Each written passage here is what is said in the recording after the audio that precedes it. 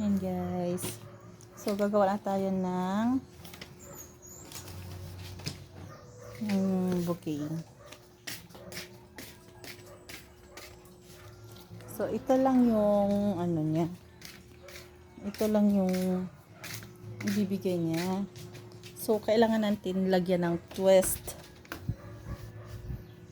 Kasi isa lang, so lalagyan natin ng kakaiba na mas para masiyahan naman yung girl na kapartner ng anak ko.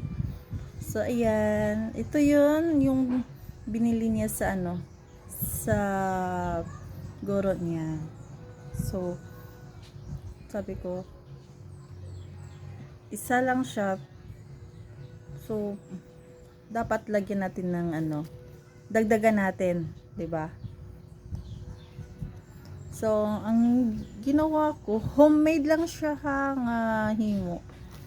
Kailangan ko ng color paper, ito, at saka dahon, yan,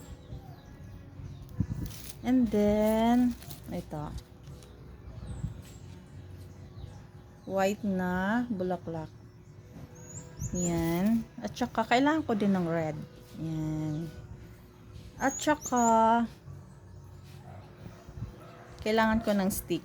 Ito, nagkuha ako ng stick kasi gagamitin ko siya mamaya. So may ano pa, may isa pa ingredients sa paggawa ng bouquet, kaya ano, surprise lang. Ayan.